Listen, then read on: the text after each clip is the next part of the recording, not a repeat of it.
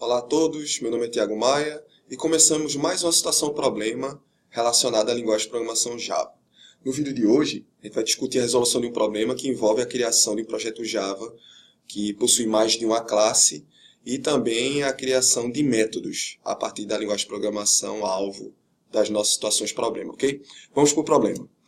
Faça um programa em Java que lê os lados de um retângulo e calcule o seu perímetro. O problema deixa claro aqui a fórmula a ser implementada para o cálculo do perímetro, que é 2 vezes a largura mais 2 vezes o comprimento do retângulo. Além disso, ele define duas restrições para a resolução do problema, que é justamente a criação de duas classes para o projeto Java em questão.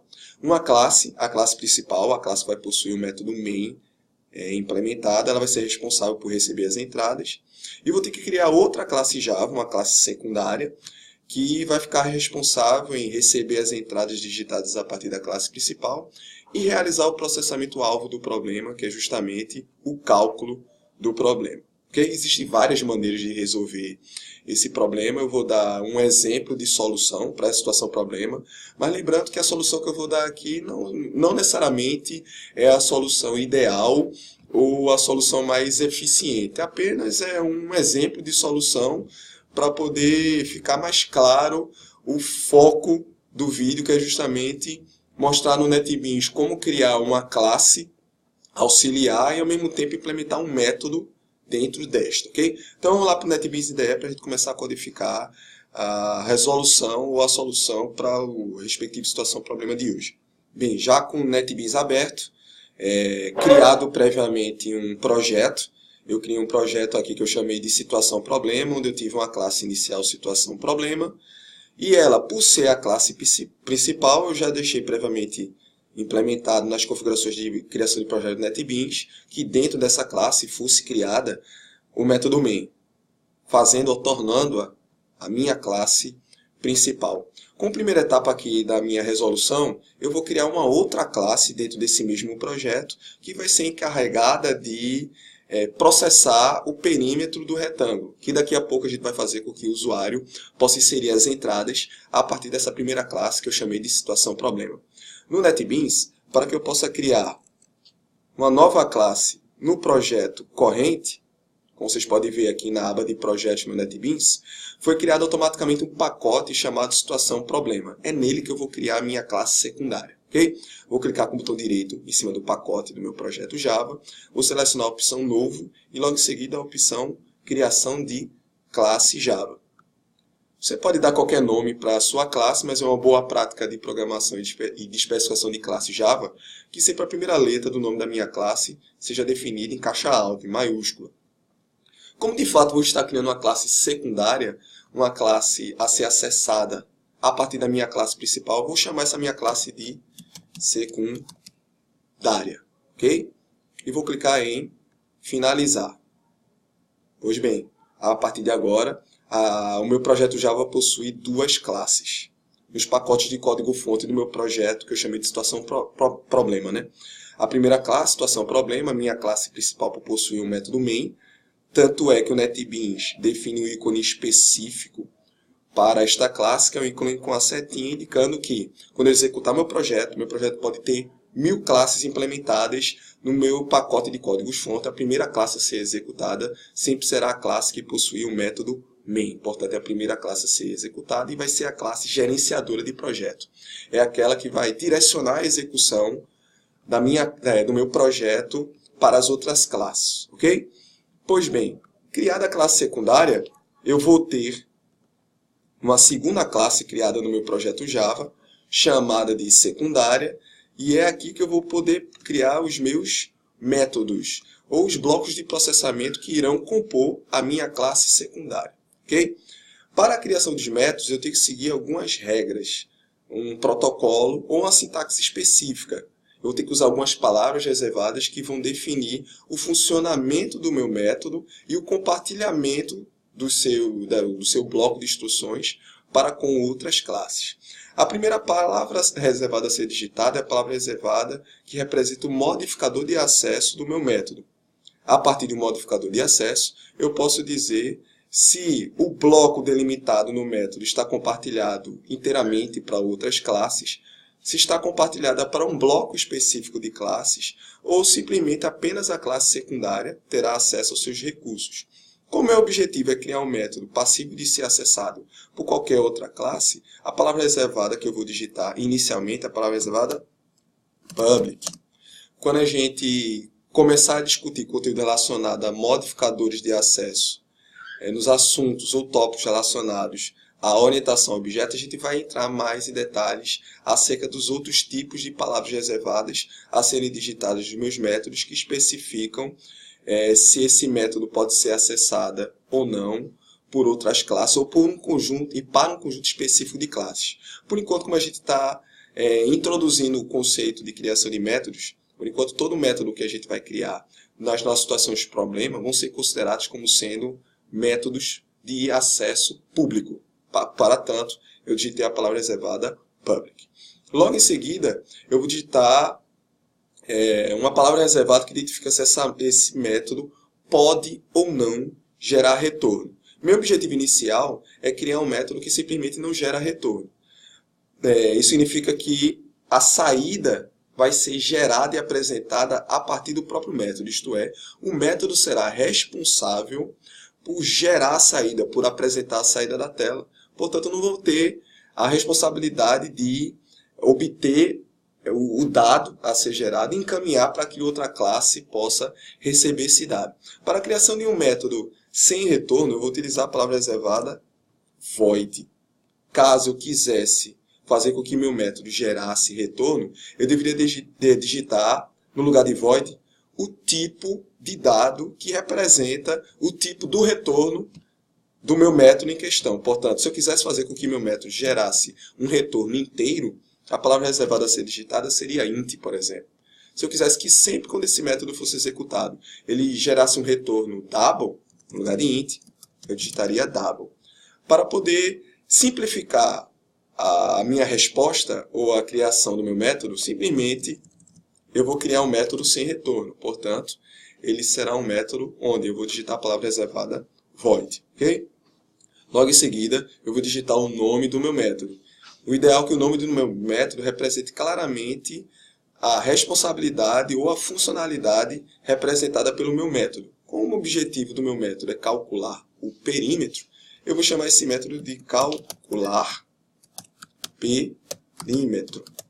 Lembrando que o nome do método não pode ter caracteres especiais, não pode ter espaços. Eu vou ter que respeitar aquelas regras de identificação de variáveis, sem espaços, sem caracteres especiais, não começando o nome do método por um número e assim sucessivamente. Okay? Logo em seguida, entre parênteses, eu vou indicar se o meu método depende ou não depende de parâmetros, isto é, não depende do recebimento de dados externos que venham a fundamentar a execução do meu método. Como os dados a serem processados pelo método calcular perímetro virão de fora, virão a partir de uma classe externa, virão a partir de uma classe principal, aqui eu vou depender de criar parâmetros que me permitam não só receber esses dados do mundo externo, mas também representá-los. Todo parâmetro possui um tipo e um identificador. A criação de parâmetros é muito similar à criação de variáveis.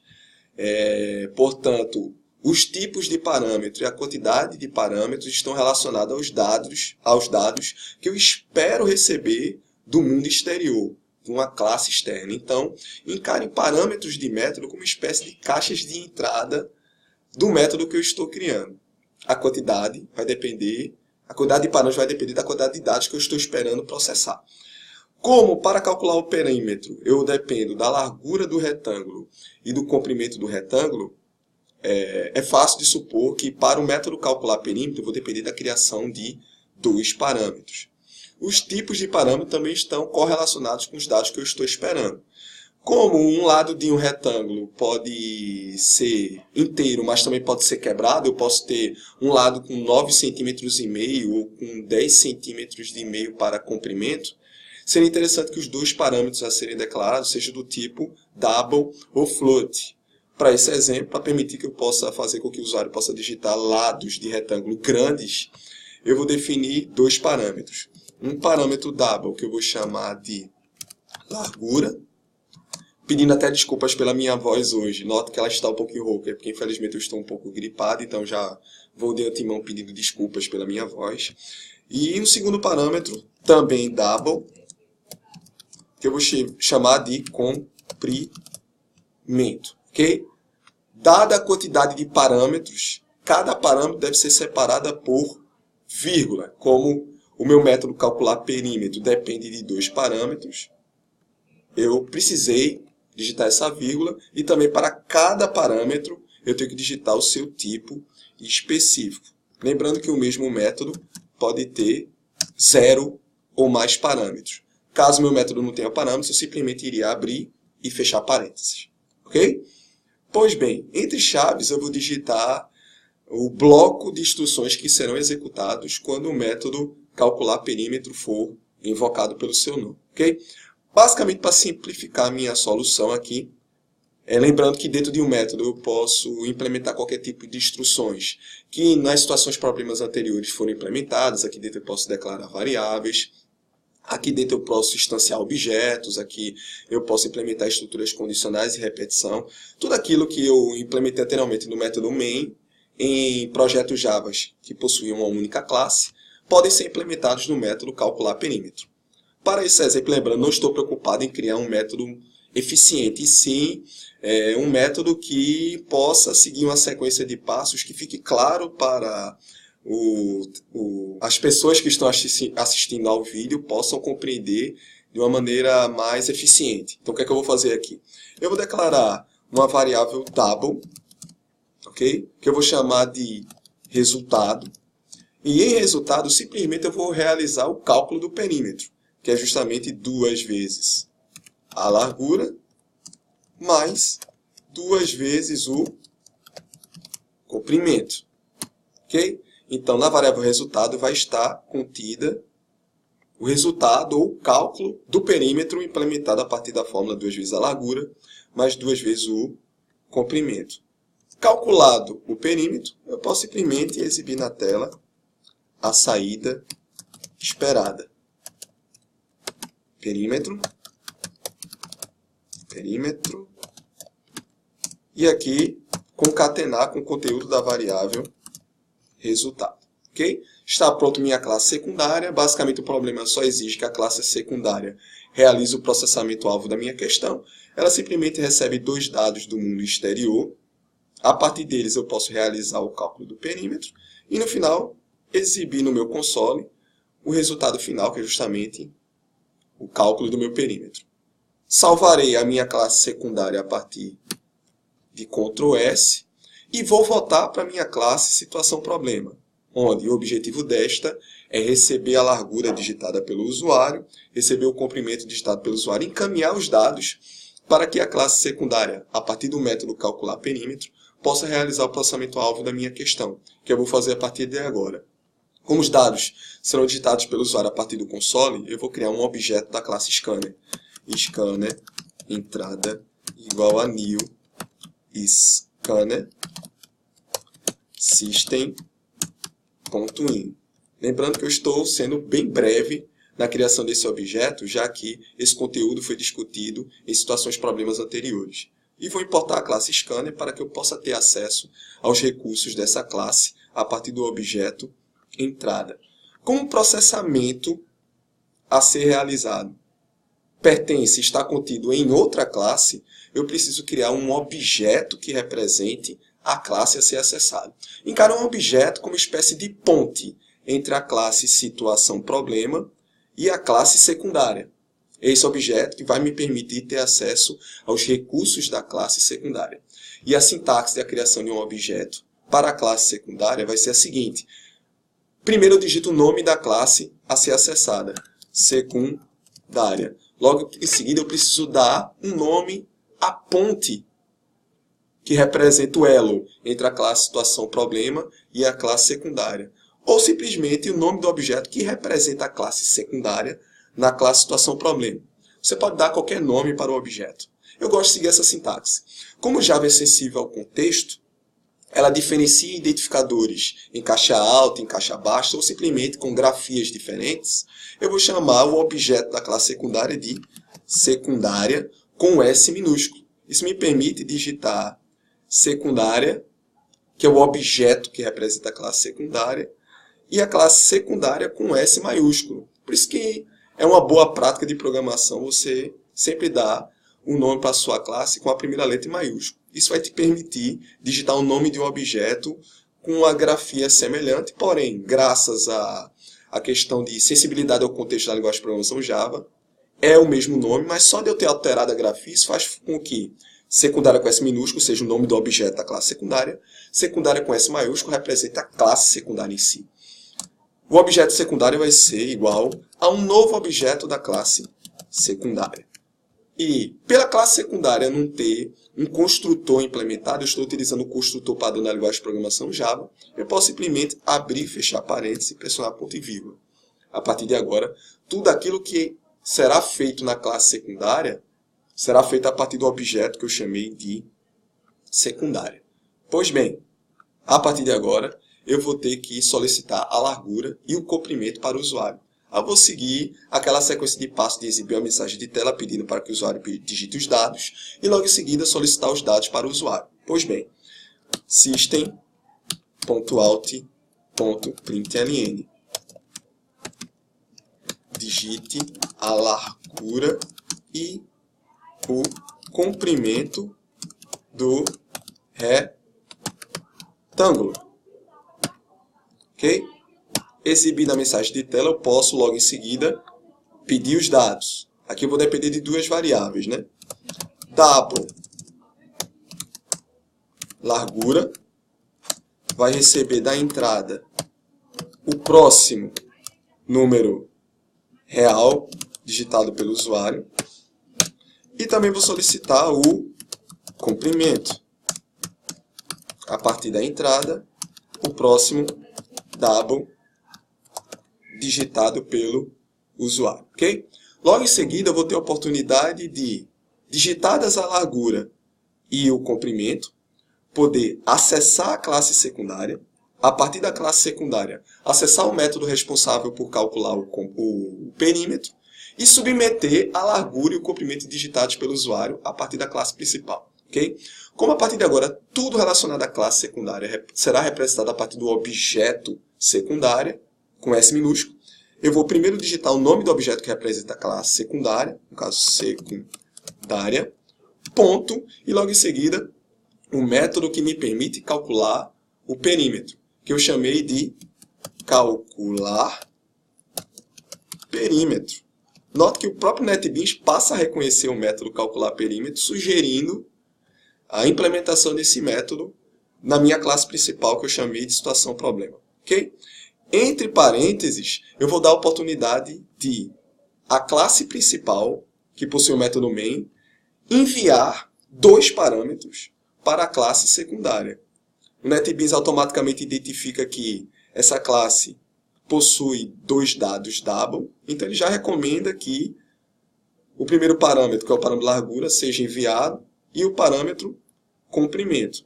Como lá na classe secundária eu criei o método calcular perímetro, que possui e que depende de dois dados ou dois parâmetros, eu sou obrigado aqui a submeter dois dados. Então aqui, como na classe secundária eu estou esperando como primeiro parâmetro a largura do meu retângulo, eu vou enviar ele como primeiro parâmetro, largura. A mesma coisa eu fiz no comprimento.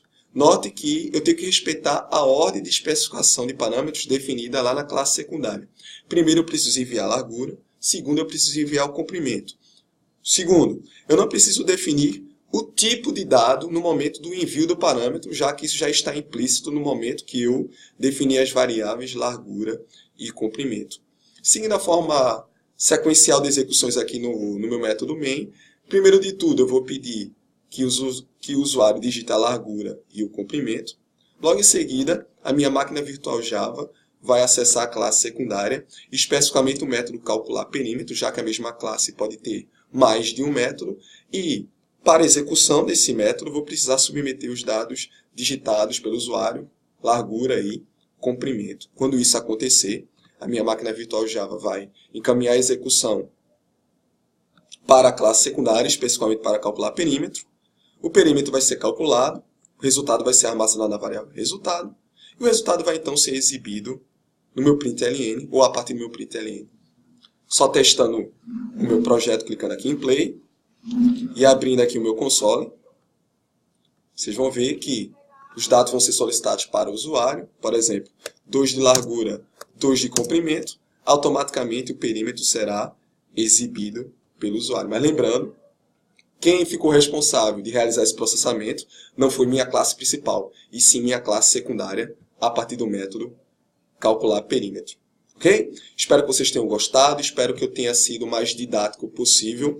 Já vou pedindo 2 desculpas. Primeiro, pela minha voz novamente, e segundo, por esse vídeo ter sido um pouco mais extenso comparando-se aos outros vídeos de situação-problema. Que, infelizmente, esse conteúdo relacionado a particionamento de projeto em classes, implementação de métodos, exigiu que esse vídeo fosse um pouquinho mais extenso. Porém, o importante é que o vídeo tenha sido claro o suficiente para que o conteúdo tenha sido explanado o melhor possível.